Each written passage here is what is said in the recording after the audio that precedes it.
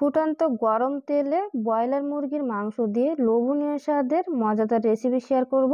যারা কখনোই ব্রয়লার মুরগি খেতে পারেন না, গন্ধ লাগে বা অন্য কোনো কারণে, তারাও কিন্তু চেটে পুটে খাবে এই রেসিপি।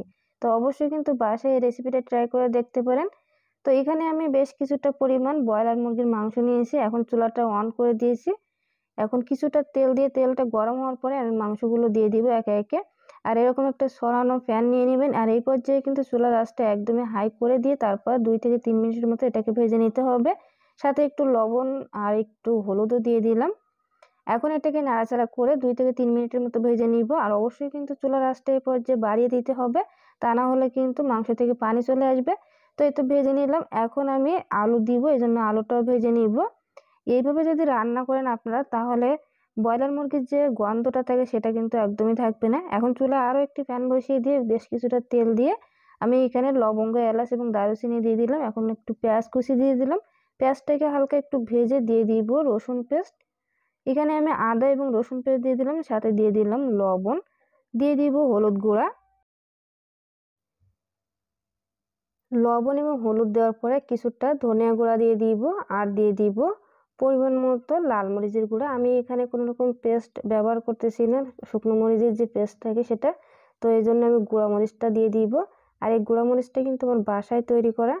তো পরিমাণ মতো দিয়ে দিলে এখন খুব ভালোভাবে মিশিয়ে নিব। অল্প একটু পানি অ্যাড করে দিব মশলাটাকে কষিয়ে নেওয়ার জন্য। এভাবে যদি আপনারা রান্না করেন, দেখবেন যে এত মজার হবে, কেউ বুঝতেই পারবে না যে আসলে এটা ব্রয়লার মুরগি নাকি দেশি মুরগি। এখন একটা টমেটো দিয়ে দিলাম, টমেটোটা দিয়ে খুব ভালোভাবে মিশিয়ে নিব। তো এই পর্যায়ে একটু পানি দিয়ে আমি মশলাটাকে কিন্তু কষিয়ে নিয়েছি। আর এরকম অবস্থা হয়ে এসেছে, টমেটোটা কিন্তু সিদ্ধ হয়ে গিয়েছে। এই পর্যায়ে আমি ভেজে রাখা সেই মুরগির মাংসটা দিয়ে দিলাম। এখন খুব ভালোভাবে মশলার সাথে কষিয়ে নিব। এই পর্যায়ে কিন্তু কোনো রকম পানি দিব না। এভাবে আমি 2 মিনিটের মতো খুব ভালোভাবে মশলার সাথে কষিয়ে নিব। আর মাংস রান্নার ক্ষেত্রে এই স্টেপটা যদি আপনারা ফলো করেন, যে কোনো মাংস কিন্তু খেতে অসম্ভব মজার হয়ে থাকে। তো দেখুন একদমই কিন্তু যে পানিটা ছিল সেটা নেই। এই পর্যায়ে আমি প্রায় হাফ কাপের মতো পানি দিয়ে দিব। পানিটা দিয়ে ঢাকনা দিয়ে ঢেকে প্রায় 2 মিনিটের মতো অপেক্ষা করব।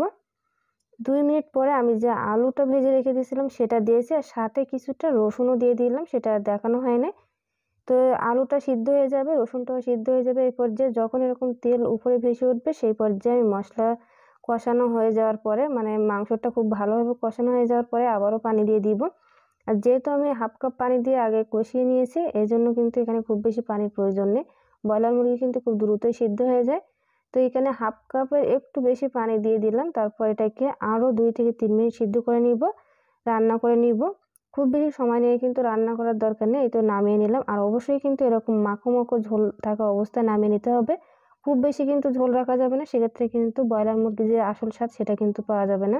তো এভাবে যদি অতিথি আপ্যায়নে বা বাসায় যারা মুরগির মাংস খেতে চায় না, তাদেরকে একবার রান্না করে খেতে দিতে পারেন। দেখবেন যে তারা কখনোই বুঝতে পারবে না এটা ব্রয়লার মুরগি নাকি দেশি মুরগি। তো আজকের ভিডিওটি ভালো লাগলে অবশ্যই কিন্তু লাইক দিতে পারেন, চাইলে কমেন্ট করতে পারেন, আর অবশ্যই কিন্তু ফলো দিতে ভুলবেন না।